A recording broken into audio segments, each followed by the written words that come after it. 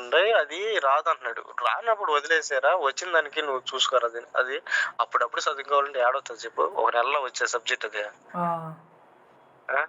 ఒక నెల 2 నెలల్లో వచ్చే సబ్జెక్ట్ అది. అసలు ఒక నెల 2 నెలలు వచ్చే సబ్జెక్ట్ ఏ కంప్లీట్ పెట్టడం. అవును.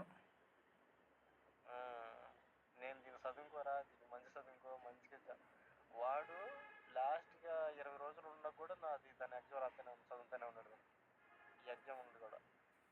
అప్పుడు ఎగ్జామ్ డేట్ కూడా ఇచ్చేసాడు. ఇప్పుడు వాడు ఏఎల్పి మీద ఏఎల్పి వస్తుందో తెలియదు, కానీ కానిస్టేబుల్ నమ్మకంగా వచ్చిందని తెలిసి కూడా దీన్ని నెగ్లెక్ట్ చేసేసరికి ఇది కూడా డౌట్లో పట్టాడు. 128 వచ్చి 128 కూడా డౌట్ ఎందుకు వచ్చిందంటే 130 ప్లస్ ఉన్న వాళ్ళు చాలా మంది ఉన్నారు అక్కడ.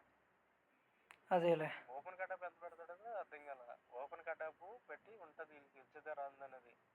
అదే నమ్మకంగా దీన్ని చదువుకుంటే బాగుండేది.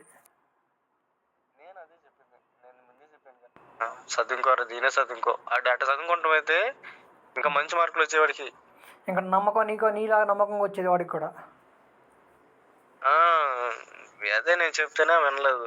వాడు అది కావాలి ఇది కావాలన్నట్టుగా రెండు పడవల మీద కాలేసాడు. అదైతే అన్నదు, అదైతే వెళ్ళిపోతుంది. ఏఎల్పి దొరకదు.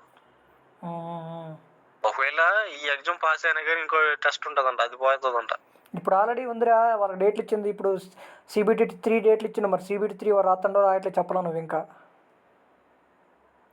ఇంటికి వచ్చేసినాడు ఖాళీ చేసి. ఇంకా పోయినట్టుందిలే వాడిది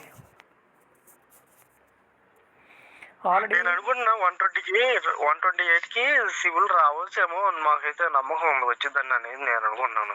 కాదురా, నువ్వు చెప్పినట్టు సిబిటి. హలో,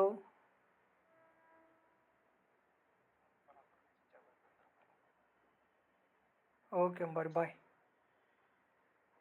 హలో, ఇప్పుడు ఆల్రెడీ సిబిటి 2 క్లియర్ అయిపోయిన వాళ్ళకి డేట్లు ఇచ్చాడు సిబిటి 3కి.